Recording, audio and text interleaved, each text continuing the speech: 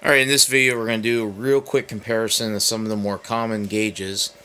I did get some questions about that regarding N and HO, and those seem to be the real common ones. O is somewhat familiar as well, just simply because everyone knows Lionel. We'll talk about that in a second. Anyways, here are the four gauges that I personally collect. My primary gauge is N scale, so that would be this one right here. Primarily collect N scale. The next one up would be HO, and even then, in comparison between those two, I don't collect. I don't have that much HO. I used to have a lot when I was younger. I ended up selling it all off to buy N, and of course the sickness continues, and I just went right back to collecting HO again as well. So I think the one that was really in question, or the one that people were interested in, was the Z scale. Let me move the light down here a little bit so you can see it a little bit better. Now you can see the Z scale, and what I'll do is I'll move it closer to this N scale locomotive, and you can see, just in comparison, how much smaller it is. And I think in the previous in a previous video, I said it was about a third smaller. But if you looked at this a little bit closer, you'd realize this is almost half the size of N. Very, very close to it anyways.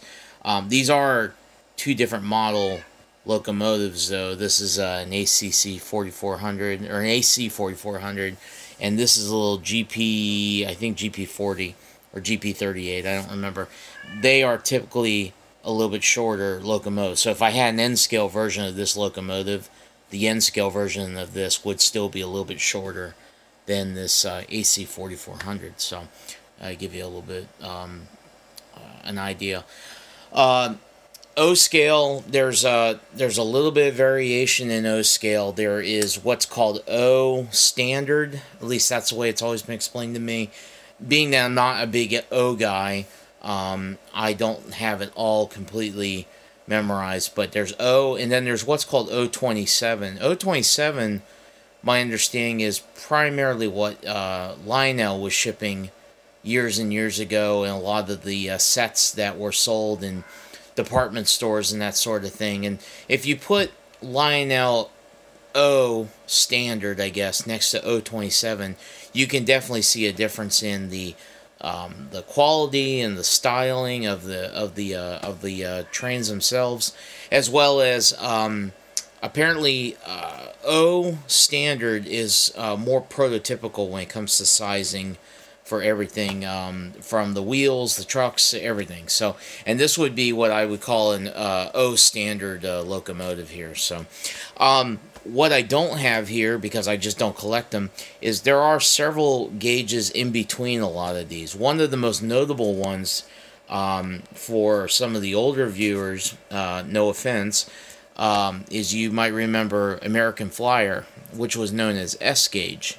An S gauge, while I don't own any S gauge, I've definitely seen a lot of it at the train shows.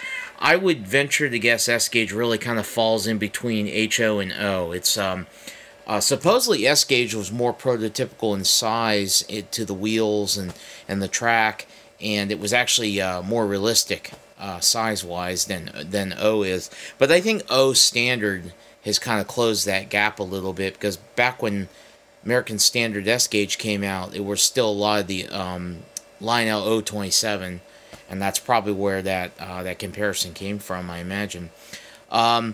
Down on the lower end, there's actually a smaller gauge called TT, and I definitely do not own a TT. I have never even priced it. My understanding is it's like twice the price of Z, and Z is expensive as it is enough. I don't have a whole lot of Z. I've got basically one complete train. I have this locomotive, and I have about a dozen cars to go with it. I mostly just wanted something I could run on the track, and it wasn't necessarily setting out to have a giant Z-scale collection. I'm sure over the years I'll collect more. There's also some interesting gauges that most people don't know about. Even there's a lot of seasoned locomotive collectors or train collectors that don't know about. There's one, for example, HON3, which is essentially HO-sized locomotives and cars, but they run on a narrow gauge track, which I don't believe the narrow gauge track is quite N scale, but it's close to it.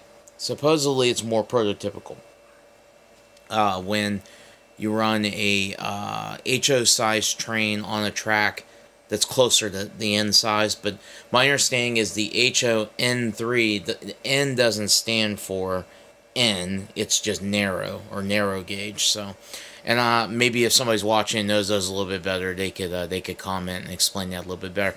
There's definitely articles on Wikipedia and other sources that compare all these different sizes. So if it's something you're really interested in, I recommend looking some of that up and reading up about it.